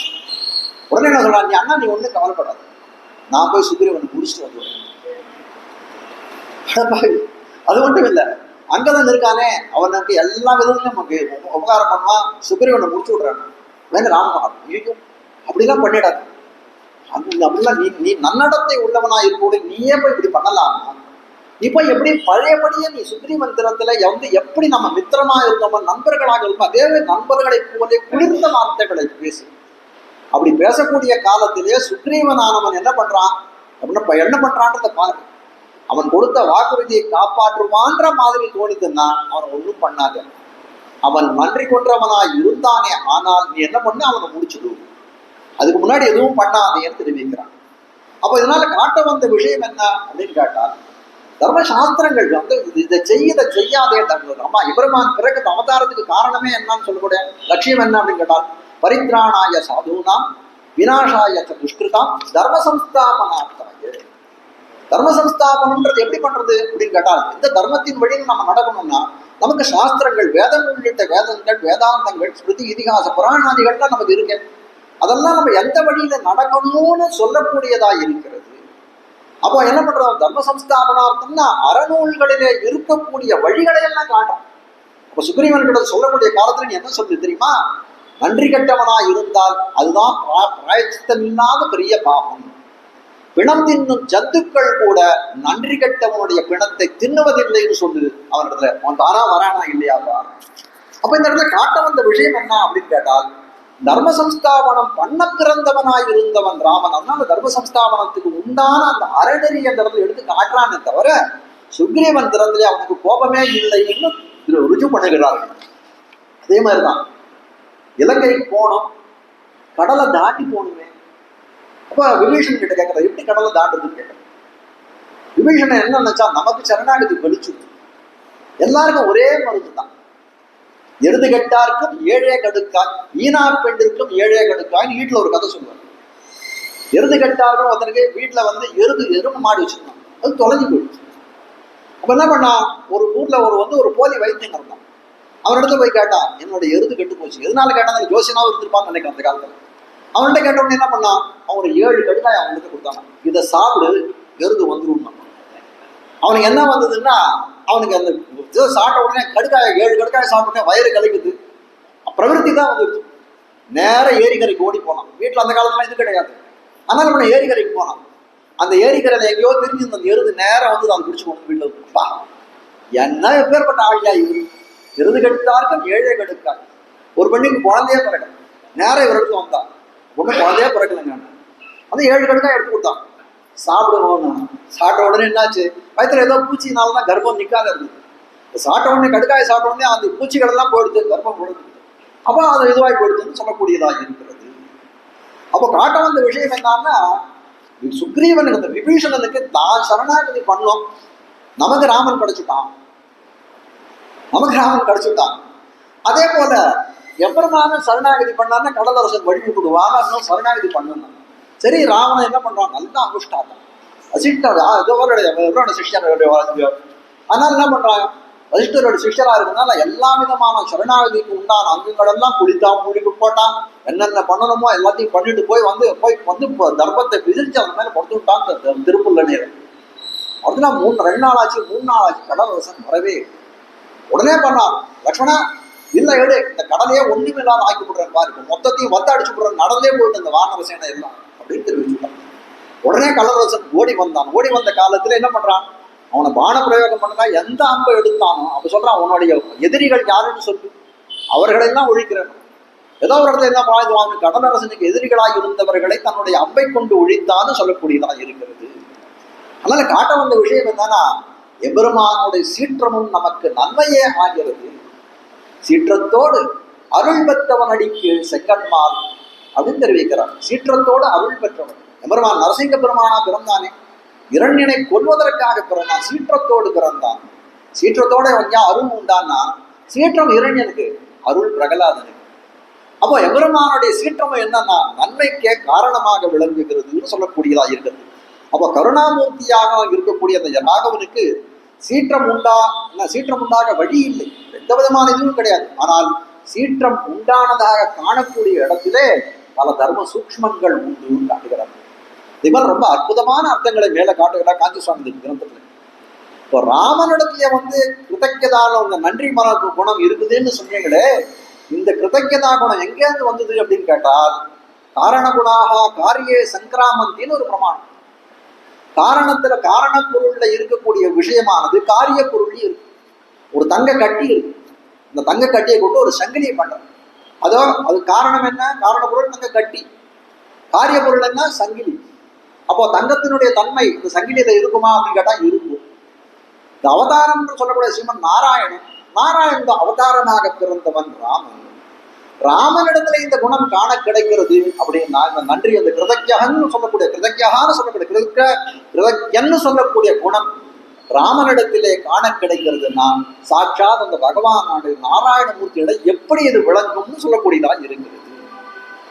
அப்போ இந்த கிருதஜ்ஞான்ற சப்தத்துக்கு என்ன அர்த்தம்னு கேட்டா, கிருதம் ஜானாதி இது கிருதஜ்ஞா. கிருதம்னா செய்யப்பட்டது, ஜானாதினா அறிந்தது, செய்யக்கூடிய காரியங்களை எல்லாம் உணர்பவனாய் இருக்கவனுக்கு பேர் கிருதஜ்ஞான். செய்யக்கூடிய காரியங்களை தெரிந்தவனா இருக்கக்கூடியவன், அறிந்தவனாய் இருக்கக்கூடியவன். அது என்ன, நம்ம செய்யக்கூடிய காரியங்கள்லாம் ஜீவர்களா இருக்கும், நம்மளாம் சேதனர்களா இருக்கும் இல்லையா? அப்போ நாம செய்யக்கூடிய காரியங்களாய் உணரக்கூடியவன் யார் இருக்கான், உணர்பவன் யாரா இருக்குன்னா அந்த எம்பெருமான் தான். எவ்வளவு ஜீவராசி இருக்கு, கோடிக்கணக்கான ஜீவராசிகள் இருக்கு. அப்படிப்பட்ட கோடிக்கணக்கான ஜீவராசிகள் ஒவ்வொரு நிமிஷத்தையும் ஒரு மணித்துளிகள்ல எவ்வளவு காரியங்கள் பண்றது, எல்லாத்தையும் அறிந்தவனாகத்தான் உடனிருந்து அறிகிறான்னு சொல்லக்கூடியதாகத்தான் இருந்து. அதே அந்த சொல்றான், உள்ளுவார் உள்ளித்தெல்லாம் உடனிருந்து அருதி என்னை வெள்ளி போய் எண்ணுள்ளே நான் விலவர சிரித்திருக்கேன். எம்பெருமானுக்கு எதுவும் தெரியாதுன்னு நினைச்சிருந்தான். திருமாலையில சொல்றாரு, எம்பெருமானுக்கு ஒன்றும் தெரியாதுன்னு நினைச்சிருந்தேன். அப்புறம் தான் புரிஞ்சது, உள்ளுவார் உள்ளித்தெல்லாம் உடனிருந்தது, என்னோட உள்ளுக்குள்ளேயே இது பண்ணானே, வாழ்ந்து கொண்டிருக்கிறாங்க. அப்போ தெரிஞ்சா இவனுக்கு தெரியாது, நான் என்ன பண்ண, வெளியே போய் என்னுள்ள விலவர சிரித்துட்டேன். நான் சிரிச்சுட்டேன், என்ன நினைச்சு நான் சிரிச்சேன், இப்படி கூட என்ன போல ஒரு முட்டாள் இருப்பானான்னு நினைச்சு விட்டேன். ஆனால் இந்த இடத்துல சொன்ன கிருதம் ஜானாதி, ஜீவர்கள் செய்வதை அறிந்தவனாய் இருக்கிறானா, அதுவும் இருக்கான். ஆனா இந்த இடத்துல அது சொல்ல வரல. சர்வேஸ்வரனுக்கு என்ன அவனுக்கு லட்சியம் என்ன அப்படின்னு கேட்டால், இந்த சேதனர்களை எல்லாம் தன்னுடைய அருளுக்கு இலக்காகி கொள்ள வேண்டும். அப்போ நம்மளெல்லாம் அவனுடைய அருளுக்கு இலக்காகி கொள்ள வேணும்னா அதுக்கு உறுப்பாக நாம் ஏதாவது காரியங்களை செய்யணுமே. அப்ப சாஸ்திரத்துல சொல்லியிருக்கிறது பல விஷயங்கள் சொல்லியிருக்கு. எவ்வளவு விஷயம், கர்ம யோகம், ஞான யோகம், பக்தி யோகம், சரணாகதி, பல விஷயங்கள் சொல்லியிருக்கு. நாம சங்கீர்த்தம் எவ்வளவு இருக்கு. இப்படி பல விஷயங்கள் இருந்தாலும் அதுக்கெல்லாம் என்ன பேருன்னா சுகுருத்தம்னு பேர். சுகுருத்தம்னா ஒரு நன்மையான காரியத்துக்கு பேர். நாம செய்யக்கூடிய காரியம் நன்றாக சுகுனா, எப்பவுமே சுகுன்ற ஒரு சப்தம் வந்ததுன்னா அது சொல்ல உபசர்க்கம்னு சொல்லுவோம். கிருத்தம்னா காரியம், சுகிருத்தம்னா நல்ல காரியம், நற்காரியம். நாம் செய்யக்கூடிய காரியங்கள்ல நல்ல காரியமா இருக்கிறது சுகிருத்தம்னு சொல்லுவோம். நம்ம சொல்றோம் பண்ண காரியம்லாம் நல்ல காரியமா தான் இருக்கும்னு என்ன நிச்சயம்? தீய காரியம்னு சொல்றது இருக்குமே அது துஷ்கிருத்தம்னு தெரிவிக்கிறார்கள். தமிழ சொல்லும்போது நல்வினை தீவினை. இப்போ சுகிருத்தம்னு சொல்லக்கூடியது 2 விதமாக பிரியறது காட்டுகிறார்கள். ஒண்ணு ஞாத சுகிருத்தம், மற்றொன்னு அஜ்ஞாத சுகிருத்தம். திரும்ப சொல்கிறேன், ஏன்னா அது கொஞ்சம் சமஸ்கிருத வார்த்தையா இருக்கு. ஞாத சுகிருத்தம், அஜ்ஞாத சுகிருத்தம். ஞாத சுகிருத்தம் அப்படின்னா நம்ம அறிஞ்சு செய்யக்கூடிய செயல்களை, ஞாதன்னா அறியறது, அறிந்தவன். ஞான்ற தாத்துல இருந்து காட்டுறதே என்னன்னா அறிந்தவன், ஞானமுடையவன்றது காட்டுறது. அதனால அந்த ஞாத சுகிருத்தம்ன்றதாலே நாம் அறிந்து செய்யக்கூடிய செயல்களுக்கெல்லாம் பேர் ஞாத சுகிருத்தம்னு பேர். அப்படி நீங்க அறிந்து என்ன செய்யறீங்களோ, ஞாத சுகிருத்தம்னா அதாவது நல்ல செயல். ஞாத சுகிருத்தம்னா அறிந்து செய்யக்கூடிய நற்செயல் அப்படி வச்சுக்கோம். அப்போ நீங்கள் அறிந்து செய்யக்கூடிய நற்செயல்கள் என்ன? பல காரியங்கள் பண்றோம். எவ்வளவு காரியங்கள் பண்றோம்? யாக யஜ்யங்கள் பண்றோம், தான தர்மங்கள் பண்றோம், தபஸ் எல்லாம் பண்றோம், கங்கா யமுனா காவேரி போன்ற புண்ணிய நதிகள் எல்லாம் தீர்த்தம் ஆடுறோம், கோயில் திருமலை பெருமாள் கோயில் போன்ற திவ்யதேசங்கள்லாம் போய் எம்பெருமான மங்களாசாசனம் பண்றோம், சகசிர நாமாதிகள் சொல்றோம், நாம சங்கீர்த்தனம் பண்றோம், திருமாலை கட்டுகிறோம், திருவிளக்கு இருக்கிறோம், கோலம் போடுகிறோம், எவ்வளவு காரியங்கள் பண்றோம். அதெல்லாம் என்னோட ஞாத சுகிருத்தம். அறிந்து நாம் இதெல்லாம் பண்ணா நமக்கு நல்லது, இந்த பகவானுக்கு இதெல்லாம் பண்ணணும்னு கைங்கரிய ரூபேண பண்ணக்கூடியதா இருக்கிறது இல்லையா? இதெல்லாம் ஞாத சுகிருத்தம், அறிந்து செய்யக்கூடிய நற்செயல்களாக விளங்கக்கூடியது. அப்ப அஜ்ஞாத சுகிருத்தம் அப்படின்னா அதுக்கு ஆப்போசிட், எதிர்மறையா இருக்கு. அறியாமல் செய்யக்கூடிய நல்வினைகளுக்கெல்லாம் அஜ்ஞாத சுகிருத்தம்னு பேர். எல்லாம் கேட்கலாம், நாங்க அறிஞ்ச நல்லது பண்றது இல்லையா? நம்ம பண்ணலாம், அறியாத கூட நம்ம நன்மை பண்ணிடுவோமா அப்படின்னு அடுத்த கேள்வி வரும். ஆனால் அப்படி ஒரு வகுப்பை வகுத்து வைத்திருக்கிறான் அந்த எம்பெருமான்னு காட்டக்கூடியது. அப்போ அஜ்ஞாத சுகிருத்தம்னா என்ன அப்படின்னு கேட்டால், இப்போ ஏற்கனவே சொன்னேன், ஒருத்தன் மாமரத்தை தூக்கி கல் எடுத்து அடிச்சான். அது எவனுக்கும் அந்த மாங்காய் போய் பசியோடு இருந்தவன் கையில மாம்பழம் கிடைச்சதுன்னா அது அஜ்ஞாத சுகிருத்தம் அப்படின்னு தான் சொல்லணும். அப்போ சொல்றான், நாம சங்கல்பித்துட்டு ஒரு காரியம் பண்ணல, எம்பெருமானுக்கு கைங்கரியம் பண்ணணும், இல்லை ஒரு தானம் பண்ணணும், ஒரு தர்மம் பண்ணணும்ன்ற இந்த மாதிரியான சங்கல்பங்கள் எதுவும் இல்லை. ஆனால் என்ன பண்றோம், ஏதோ ஒரு காரியம் பண்றோம், பண்ணக்கூடிய காலத்திலே அது கோல் விழுக்காட்டாலே தானே அமைகிறது, ஒரு நல்வினையாக பரிணாமம் அமைகிறதே, அதுக்கு பிறகு அஜ்ஞாத சுகிருத்தம்னு தெரிவிக்கிறார்கள். இப்போ நல்லது செய்ய வேணும்ன்றது நினைக்காத ஒரு நன்மையை செய்யக்கூடிய சுகிருத்தத்தை சுகிருத்தம்னு அழைக்கலாமா? அடுத்த கேள்வி அதுதான் வரும். நான் நன்மை பண்ணணும்னு நான் நினைக்கவே இல்லை, ஆனால் அதை அஜ்ஞாத சுகிருத்தம், நீ அறியாமல் செய்த நன்மை அப்படின்னு ஒரு நன்மையை உன் தலையில ஏற்றுகிறார் அப்படின்னா அந்த மாதிரி இது பண்ண முடியுமா?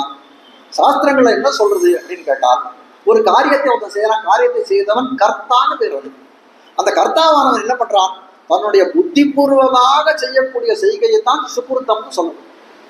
மனஸ்கரிச்சு செய்யறான். ஒருத்தன் தானம் கொடுக்குறான்னா தானம் மனஸ்கரிச்சு தானம் பண்ணா வச்சுக்கோ. அன்னதானம் பண்றான், அப்படி நன்னே வாங்கி சாப்பிடுவோம் அப்படின்னு கொடுக்குறான், அந்த மாதிரி பண்ணாதான் சுகிருத்தம். அப்பா என்ன சொல்றது, என்ன சுகிருத்தம்? போது கர்த்தாவுக்கு நான் என்ன நன்மை பண்ணேன்னு தெரியாத பண்ணான், அதை போய் ஒரு சுகிருத்தம்னு சொன்னா அதை போய் ஏத்துக்க முடியுமான்னு அது ஆட்சேபத்துக்கு இடம் உண்டு. அந்த இடத்துல இடம் உண்டு, எல்லாரும் கேட்கலாமே, நான் சாதாரணமா கேட்கலாமே. அப்போ அதுக்கு பதில் சொல்லி ஆகணுமே. ஜீவஜன ஓட்டிலே ஒரு இது தெரிவிக்கிறார், பகவான் நிர்ஹேதுக கிருபா வைபவம்னு தெரிவிக்கிறார். நிர்ஹேதுக கிருப்பான்னு சொல்றேன், இயற்கையான இன்னொரு. நிர்ஹேதுனா ஹேதுனா காரணம், நிர்ஹேதுனா எந்த காரணமும் இல்லாத நமக்கு பண்ணக்கூடிய அருளுக்கு பேர் நிர்ஹேதுக கிருப்பான்னு. அப்ப நிர்ஹேதுக கிருபையினுடைய வைபவத்தை எல்லாம் சொல்லக்கூடிய அந்த கிரந்தத்திலே சொல்றார், சாஸ்திரமும் விதியாதே நாமும் அறியாதே இருக்கிற இதை சுகிருதம் என்று நாம் பேரிடுகிறபடி என்னென்னில்.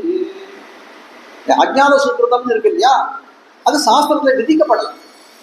இதை பண்ணுன்னு சொல்றதுன்னா நம்ம இதை பண்ணுன்னு சொன்னா நம்ம அறிந்து பண்றோம். அப்போ இந்த அஜ்ஞாத சுகிருதம் சாஸ்திரத்துல விதிக்கப்படவில்லை. நீயாவது அறிந்து பண்றியான்னு அஜ்ஞாத சுகிருதம் உனக்கு அறியாத பண்றது. நாமும் அறியாதே இதை போய் ஒரு சுகிருதம் என்று நாம் பேர் எடுக்கிறோமே எப்படின்னு கேட்கிறாங்க.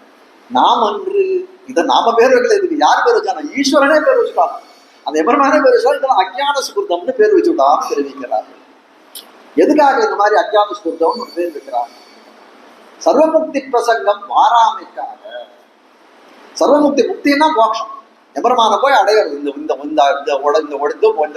ஆயுசு முடித்த உடனே என்ன பண்ற, எபெருமானை போய் அடையக்கூடிய ஒரு தன்மைக்கு பேர் முக்தி மோட்சம் அப்படின்னு சொல்றோம். இப்போ எம்பெருமான் தான் மோட்சம் கொடுக்கவனா இருக்கான். எப்போ எப்படி மோட்சத்தை கொடுக்குறான்? இவன் இப்படி எல்லாம் பண்ணியிருக்கான், சரணாகதி பண்ணியிருக்கான், உன் ஆச்சாரியர் திருவுடைய அடைத்திருக்கிறான், ஒரு நிறைய கைங்கரியங்கள் பண்ணியிருக்கான், திவ்ய தேசங்கள்ல நிறைய காலக்ஷேபங்கள்லாம் கேட்டு அதன் வழியில நடந்திருக்கான், அதனால இவனுக்கு மோட்சம் கொடுக்குறேன்னு ஒரு இது இருக்கு இல்லையா? அப்போ என்ன சொல்றான்? இப்போ அஜ்ஞாத சுகிருத்தத்துல ஒருத்தனுக்கு இது பண்றான், நான் என்ன பண்ணான்னு எனக்கே தெரியாது, நான் பண்ண நன்மை என்னன்றது எனக்கே தெரியாது. அப்ப என்ன பண்றான்? அவனுக்கு மோட்சத்தை கொடுத்துடுறான். அஜ்ஞாத சுகிருத்தம் அவன் அக்கௌண்ட்ல ஒரு 1000 இருந்ததுன்னா மோட்சம்னு வச்சுக்கோங்க. ஒரு உதாரணத்துக்கு சொல்லுங்க, அஜ்ஞாத சுகிருத்தம் இவரோட அக்கௌண்ட்ல 1000 இருக்கு, அதனால மோட்சத்தை கொடுத்துட்டாங்க. ஒருத்தர் கேள்வி கேட்பார், என்ன காட்டிலும் மோசம் அவன், அவனுக்கு எப்படி நீர் கொடுத்தார் அப்படின்னு ஒருத்தன் கேட்டான். பெருமாள் இடத்துல கேள்வி கேட்கறான்னு வச்சுக்கோங்க. உனக்கு எப்படி தெரியும்? அவன் பண்ண சுகிருத்தம் அவனுக்கே தெரியும், உனக்கு எப்படி தெரியும்? அஜ்ஞாத சுகிருத்துக்கு நான் மோட்சம் கொடுக்குறேன், அதனால அவனுக்கு கொடுத்தேன்னு நீ கேட்காது. அதுக்கு பேர் தான் சர்வ முக்தி பிரசங்கம். எல்லாரும் எனக்கு முக்தி கொடு, எனக்கு முக்தி கொடு பெருமான் இடத்துல கேட்க முடியுமா அப்படின்னு கேட்டால் அஜ்ஞாத சுகிருத்தத்துக்கு கேட்க முடியாது என்று சொல்லக்கூடியதா இருக்கு. ஞாத சுகிருத்தத்தை பற்றி சொல்லவே வேண்டாமே. ஞாத சுகிருத்தம்னா எல்லாருக்கும் தனையும் அறிந்து பண்ணுகிறான், பல காரியங்கள் பிறரும் அறிந்தவாறு தான் இருக்கிறது.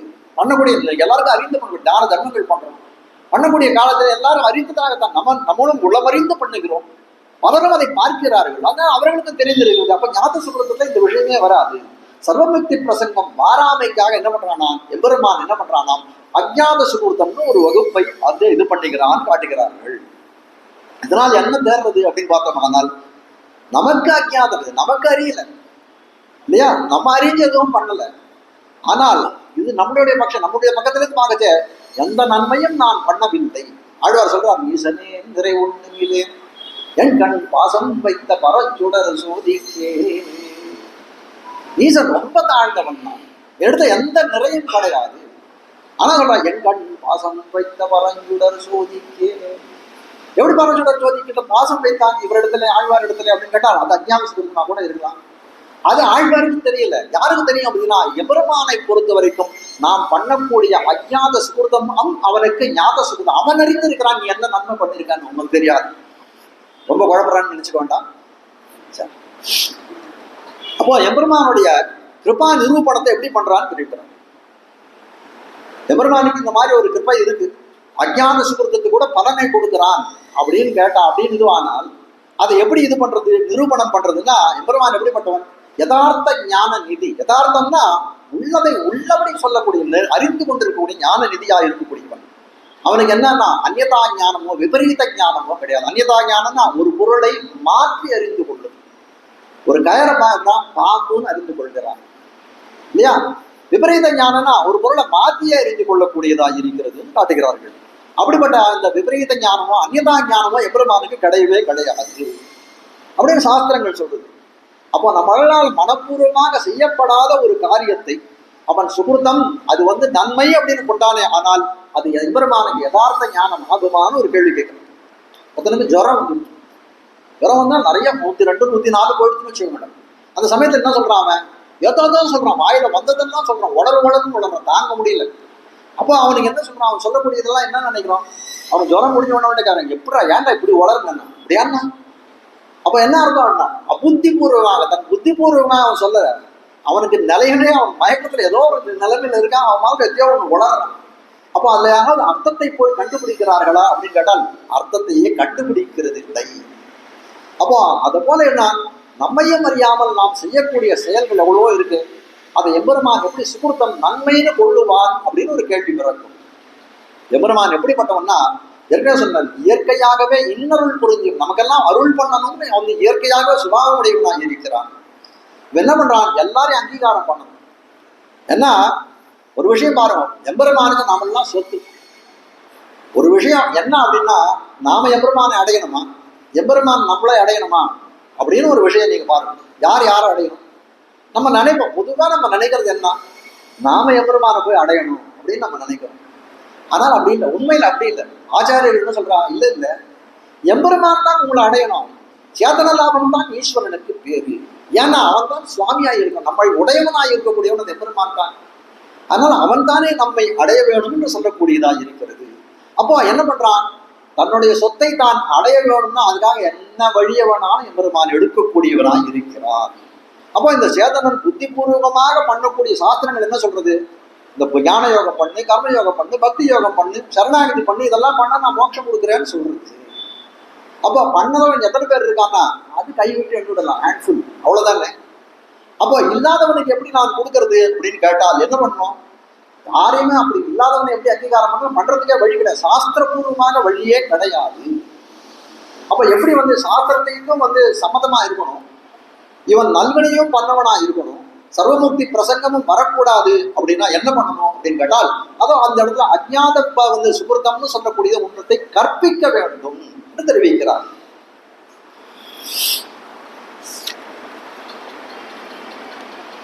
அப்படி இல்லைன்னா என்ன ஆகும் அப்படின்னா, எம்பெருமான எந்த காலத்திலையும் நம்ம பல பேர் அடையவே முடியும்.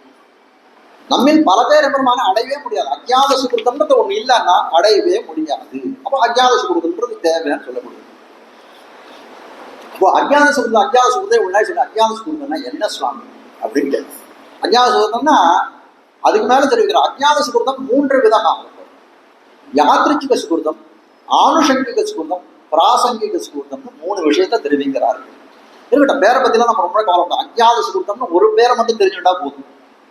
இப்போ என்ன சொல்றாங்கன்னா, அஜ்ஞாத சுகிருதம் பாருங்க, ஒருத்தர் ஒரு வீட்டுல கல்யாணம் நடக்க போகுது.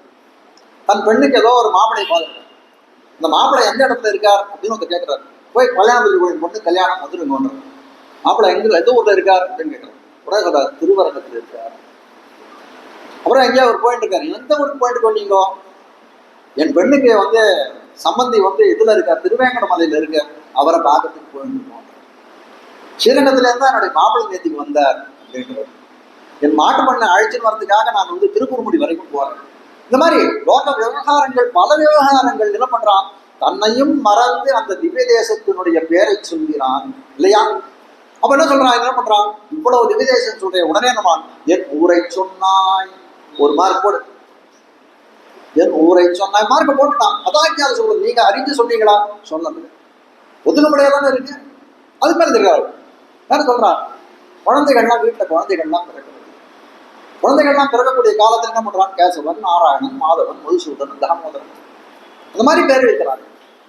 பெரியாழ்வார் பாடம், நம்பி விரும்பி என்று நாட்டு மானிடம் பேரிட்டால் நம்பும் பின்பும் எல்லாம் 4 நாளில் அழுங்கி போம், செம்பெரும் தாமரை கண்ணன் பேரிட்டடைத்த கால் நம்பிகாள் நாரணன் தம்மன்னை நரகம் புகார்.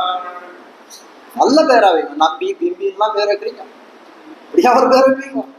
நாட்டு மானிடம் பேரிட்டால் நம்பும் பிம்புவெல்லாம் 4 நாளில் அழுங்கிப்போம், செம்பெரும் தாமரை கண்ணன் பேரிட்டு அழையும்போது நாரணன் தம் அன்னை நரகம் புகார் அப்படின்னு அடிச்சு சொல்றாரு இல்லையா? அப்ப இந்த மாதிரி பேரெல்லாம் பகவானுடைய திருநாமங்களை எல்லாம் குழந்தைகளுக்கு வைக்கக்கூடிய காலத்துல என்ன பண்றோம், கேசவா, மாதவா, கோவிந்தா, முகுந்தா, மாதவா, மதுசூதனா கூட்டிலே இருப்போமே. அப்படி கூடக்கூடிய சாதத்தை என்ன பண்றான், இந்த மாதிரி இந்த விவகாரங்கள்லாம் இது பண்ணும். என் பேரை சொன்னான், இன்னொரு மார்க் போடுவிட்டோம். அஜ்ஞாத சுகிருதத்துக்கு இன்னொரு மார்க் போட்டோம். அவன் அடியார்கள் எல்லாம் என்ன பண்றா, சில பேர்லாம் என்ன பண்றா, திருவேங்கடை யாத்திரை பண்ற பாகவதர்கள். அவன் கையில ஏதோ பைக்கு தான் வச்சுட்டு இருக்கா, ஏதோ போற வழியில ஏதோ செலவு கொஞ்சம் பணம் வச்சுட்டு போயிட்டு. அப்போ என்ன பண்ற, ஒரு திருடர் கூட்டம் அவன் வந்து விடுறது. திருடர் கூட்டம் என்ன பண்றது, இவா கிட்ட இருக்கிற பணத்தை எல்லாம் கொள்ளையடிச்சிடணும் அப்படின்னு நினைக்கிறேன். அதே சமயத்தை என்ன பண்றான், ராஜா என்ன பண்றான், அந்த தேசத்து ராஜா தன்னுடைய ராஜசேவகர்கள்லாம் ஏதோ ஒரு காரியத்துக்காக அனுப்புறான். அவர்கள்லாம் ஆயுதம் தாங்கிட்டு இந்த பாகவதர்கள் பின்னாடியே போறான். அப்போ அந்த திருடர்கள்லாம் அதை பார்த்த உடனே என்ன நினைக்கிறான், ஓஹோ இந்த பாகவதர்களா காவலுக்காக இவெல்லாம் வந்திருக்கா போல இருக்கு, அதனால என்ன பண்றான், இந்த இடத்துல நம்ம திருட முடியாது அப்படின்னு நினைச்சு அவன் விலகி போயிடுறான். அப்போ என்ன நினைக்கிறான், எம்பெருமான் என்ன பண்றான், இந்த ராஜசேகவர்கள் கணக்குல என்ன பண்றான், என் அடியவர்களை காப்பாற்றினாய். அதுக்கு ராஜசேகர் கணக்கு என்ன பண்றான், ஒரு சுகிருதமாக கணக்கெடுக்கிறான். அஜ்ஞாத சுகிருதம். அந்த ராஜசேகர்கள் நினைச்சு பார்த்தாராம், அவர்கள் பாகவதர்களுக்கு காவலுக்காக போகல, திருடர்கள் கொள்ளையடிக்கப்படாத பாகவதர்களும் நினைக்கல. ஆனால் திருடர்கள் என்ன விலகி போனார்கள், தானே விலகி போனார்கள் இவர்களை பார்த்த உடனே. ஆனால் அஜ்ஞாத சுகிருதமா என்ன பண்றான், என் அடியார்களை நோக்கி நான் சொல்லக்கூடியதா இருக்கு. அதே போல ஒருத்தன் கிராமத்துல விவசாயம் பண்ணிட்டு என்ன காய்கறி விளைக்கிறான், உள்ளி பூண்டு போன்றதெல்லாம் துஷ்டமான காய்கறிகள்லாம் விளைக்கும். ஆனால் என்ன அவனுக்கு அவனுடைய தோட்டத்துல ஜலம் இல்லை. என்ன பண்றான், எங்கேயோ வெளியிலேருந்து ஒரு இடத்துல இருந்து ஜலத்தை கொண்டு வரான், ஒரு வாய்க்கால் கட்டி அப்படியே ஜலம் பெருகி வருது, அவனுடைய வயல்ல பெருகி வருது. அப்படி போகக்கூடிய காலத்துல பாகவதர்கள்லாம் யாத்திரை போயிட்டு இருக்கான். அப்படி சொல்றதுலாம் பழைய காலம் வச்சுக்கோங்களேன். இப்ப யாரும் வந்து இறங்கி இந்த தீர்த்தத்தெல்லாம் குடிக்கிறது கூட ஆளுங்க வந்து அக்வாஃபீனா வேணுமா, வந்து இது வேணுமான்னு சொல்லுங்க. அப்போ அந்த பாகவதர்கள்லாம் போறார்கள். தாக விடா ஏற்படும். தாக விடா ஏற்படக்கூடிய காலத்துல வாய்க்கால ஜலம் போயிட்டே இருக்கு. என்ன பண்றான், இவ்வளவு ஜலம் போகுது, இவ்வளவு நாளா நம்ம இவ்வளவு தூரம் வந்தோம், 100 கிலோமீட்டர் வந்தோம், அங்கேயும் ஜலமே கிடைக்கல. இந்த இடத்துல பாரு எவ்வளவு ஜலம் போகுது, நல்ல சுத்தமா அப்படின்னு எடுத்து நல்லா அவர்கள் தாகம் தீரும் அளவுக்கு கை கால்கள் முகங்கள் எல்லாம் அழுத்தி கொண்டு என்ன பண்றாங்க, தாகத்துக்கு அந்த தீர்த்தத்தை பானம் பண்ணிக்கிறார்கள்னு பார்க்கிறோம். அப்ப என்னாச்சு, அவர்களுடைய தாகம் எல்லாம் தீர்ந்து போகுது. உடனே என்ன சொல்றான், எதுக்கோ வச்சா அவன் வந்து உள்ளி பூண்டுக்கும் இதுக்கும் வந்து தாமசமான செடிகள் எல்லாம் வளர்க்கறதுக்காக வந்து ஜலம் என்னாச்சு, அடியவர்களுடைய தாகத்தை விடாயை தீர்த்தது. என் அடியார்களின் விடாய் தீர்த்தாய். இன்னொரு மார்க் போடுன்னு போட்டு அதுக்கு மேல ஒரு தனிகன் ஒரு பெரிய வந்து செல்வந்தன் ஒருத்தன். அவனுக்கு என்ன வேலைன்னு கார்த்தாலேருந்து ராத்திரி வரைக்கும் சதுரம் சூதாடுறது தான் வேலை. அதுக்காக என்ன பண்ணான்னா, அந்த ஊருக்கு வெளியில ஒரு இடத்த கட்டி விட்டு, ஊருக்கு வெளியில ஒரு இடத்த கட்டி விட்டுட்டு கார்த்தாலேருந்து ராத்திரி வரைக்கும் சூதாட வேண்டியது அந்த இடத்துல. ராத்திரியான எவ்வளவு தூக்கு முடிச்சு கண் இது பண்ண முடியும். சரி, அதான் என்ன பண்ணா அப்ப வீட்டுக்கு போடும். இதுக்கு சூதாடுற இடம் தானே, அதுக்கு எதுக்கு கதவு, அதனால கதவே வேண்டாம்னு அது கதவே போடணும். ஊரான் குழந்தை உத்தமன், உத்தமர் கோயில்ன்ற திவ்யதசிக்கு எதுக்கு உத்தமன் பேர் வச்சாருன்னு பெரியவாச்சார் பிள்ளை வியாக்கியானம் எழுதுறார். ஒரு காலத்துல அந்த உத்தமர் கோயில்ல என்ன ஆகுன்னா, வந்து அந்த சந்நிதிக்கு கதவே கிடையாது. கதவே போடக்கூடிய பரிஸ்திதியில அந்த சந்நிதி இல்லை. அப்போ பரிஸ்திதியில அந்த மாதிரி இதுல இல்லாம என்ன ஆகும் அப்படின்னு கேட்டா, பெருமாளை எப்ப போனாலும் சேவிக்கலாம், எப்ப போனாலும் அனுகிரகம் பண்ணக்கூடியவனா இருக்கான். அப்போ என்ன சொல்றா, அவர் எதனால உத்தமன் கேட்டா, கதவே கிடையாது, எப்பவும் அனுகிரகம் பண்ணக்கூடியவனா இருக்கான் அந்த பகவான், அதனால உத்தமன் பெரியவாச்சர் பிள்ளை வியாக்கியானம் எழுதுறேன். அதே போல இந்த இடத்துல சொல்லக்கூடியது எப்படி இருக்கு அப்படின்னு கேட்டால், கதவே இல்லது விடுதிக்கு. ஒரு விடுதி கட்டி வச்சிருக்கா, அதுக்கு கதவு இல்லை. அப்போ பாகவதர்கள்லாம் யாத்திரை போகிறார்கள். யாத்திரை போகக்கூடியவர்கள் எந்த இடத்துல தங்கணும்னு பாக்குறாங்க. அதான் ஒரு இடம் திறந்து கிடக்கு. சரிப்போ நல்லா இருக்கு, இந்த இடத்துல படுத்துக்குவோம் அப்படின்னு சொல்லி படுத்துக்கிட்டான். படுத்துன்னு நிச்சயம் இந்த மாதிரி ஒரு 10 பேர் வந்து படுத்துன்னு போறான். இவன் படுத்துன்னு போறான்னு தெரிஞ்சதுன்னா அவன் என்ன பண்ணிருப்பான், கதவு போட்டிருப்பான், அவனுக்கு தெரியாது. அப்ப என்ன பண்ண, அதான் தெரியும், அதுவும் தெரியாது இதுவும் தெரியாது, இவனுக்கு தெரியாத ஒரு புண்ணியத்தையும் பண்றான். அவர்கள் படுத்துக்கிறான்னு தெரியாது, கதவு போடல. அதனால என்ன ஆகுது, அந்த அஜ்ஞாத சுகிருதமாக விளைகிறது. என் அடியார்கள் ஒழுங்க நிழலை கொடுத்தான், என் அடியவர்கள்லாம் ஒதுங்குவதற்காக நிழலை கொடுத்தான் இவன் சொல்லக்கூடியது. சொல்றான் இந்த மாதிரி வந்து அஜ்ஞாத சுகிருதம் போட்டே போறான். ஒருத்தன் எப்படி பண்ணா, கோஹத்தி அந்த பசுவை வதம் பண்ணக்கூடியவன், பசுவை துரத்திட்டு போறான். இவன் நம்மளை கொல்ல போறான்னு பசுவுக்கு தெரிஞ்சு கொடுத்து அது ஓடுறது. ஓடினா எப்படி ஓடுறதுன்னா, ஒரு கோயிலை சுத்தின்னு ஓடுறது, வலப்புறமா ஓடுறது, பிரதட்சணம் பண்ண நம்மளாம் பிரதட்சணம் பண்ற மாதிரி இந்த பசு ஓடுறது. அவன் என்ன பண்றான், இந்த பசுவை எப்படியாவது முடிச்சு கொண்டு போடணும்னு அதுவும் அந்த பசுவை காட்டில் வேகமா போடுறான். இவனுக்கும் தெரியாது, நான் வந்து இந்த பெருமாளை இந்த பசுவை வதம் பண்ணக்கூடிய சமயத்துல இந்த பெருமாளை பிரதட்சணம் பண்ணணும்னு அவனுக்கு சிந்தையில கூட நினைச்சது கூட, கனவுல கூட நினைச்சது கிடையாது. ஆனால் அந்த பகவத் ஆலயத்தை வதம் செய்து வருகிறான். அவன் என்ன பண்றான், அஜ்ஞான சுகிருதம் ஒண்ணு போடுறாரு. பசுவதை பண்ணாம என்ன பண்ணா, ஒரு பிரதட்சணமும் பண்ணான். அதனால ஒரு அஜ்ஞான சுகிருதம் போடு ஒரு டிக்கு அடிச்சு விடுறான். அப்போ என்ன ஆகுது அப்படின்னு கேட்டா, இப்படி நிபகணம் பண்ணம் இதெல்லாம் இப்படி வந்து பார்க்கக்கூடிய காலம். என் அடியார்களுக்கு வந்து என் ஊரை சொன்னாய், என் பேரை சொன்னாய், என் அடியார்கள் ஒதுங்க நேடை கொடுத்தாய், என் அடியார்களை காப்பாற்றினாய், அவர்கள் விடாய் தீர்த்தாய், பலவிதமான அஜ்ஞான சுகிருதங்கள் போட்டுக்கொண்டே வரான். இதெல்லாம் நாம் அறிந்து பண்ணதில்லை, இதெல்லாம் சாத்தியம் சம்பவிக்கக்கூடிய விஷயம் தான். இதுல எந்த விஷயமே அதிசயம் அப்படின்னு சொல்ல முடியுமா, இது நடக்காதுன்னு சொல்ல முடியுமா? கண்டிப்பா நடக்கக்கூடியதாகத்தான் இது இருக்கிறது பார்க்கிறோம். அப்படி இருக்கக்கூடிய காலத்துல என்ன பண்றான், இதை எங்கேயாவது ஒரு நிகமனம் பண்ணணுமே, இது பண்ணணுமே. இப்படி சம்சார வாழ்க்கையிலே பலவிதமான நிகழ்ச்சிகள் நடக்கிறதுக்கு ஏது உண்டு. அப்படிப்பட்ட இதெல்லாம் என்ன சொல்றது, அக்ராத சுகிருதங்கள், நம்ம அறியாமல் நடக்கக்கூடியது. இப்படிப்பட்ட சுகிருதங்களை எம்பெருமான் தானாக அறிந்து நம்மை விஷயீகாரம் பண்ணுகிறான். இதற்கு ஏதுவாக, இதற்கு காரணமாகவோ வியாஜமாகவோ நம்ம என்ன பண்றோம், எதை கொள்ளுகிறான் அப்படின்றதெல்லாம் நமக்கு தெரியவே தெரியாது. அப்போ சுகிருத ஞானம் எம்பெருமானிடத்துல இருக்கு. நீ என்ன அஞ்ஞான சுகிருதம் பண்ணாலும் அதை ஞான சுகிருதமாக எம்பெருமான் இது பண்ணிக்கிறான். இதுதான் தெரிவிக்கிறார் ஆளவந்தார் ஸ்தோத்திரத்தில் சொன்ன காத்தாலே சொன்னேன். வசி வதான்யோ குணமான் ருஜு சுச்சி மிருதுர் தயாளு மதுரஸ்தமகா கிருதீகிருதஜா. ஆளவந்தார் குணத்தை பட்டியலிடக்கூடிய காலத்துல எப்படி வந்து கிருதஜான நாரதர் வந்து வால்மீகி பகவான் நாரதர் கேள்வி கேட்டாரோ அதே போல தெரிவிக்கிறார். கிருதி கிருதஜா, எம்பெருமானுடைய குணம் எப்படிப்பட்டது, கிருதி கிருதஜா, நன்றி உடையவன் அவன் சொல்லக்கூடியதாய், நான் செய்த நன்றியை நினைக்கக்கூடியவனாய் இருக்கக்கூடியவன் அப்படின்னு எல்லாம் நிரூபிக்கிறார்கள். இப்படிப்பட்ட குணம் யாருக்கிட்ட இருக்கு, ராமனிடத்துல இருக்கா அப்படின்னு கீழே ஒரு இடத்துல பார்த்தோம். இன்னொரு இடத்தையும் காட்டுறார்.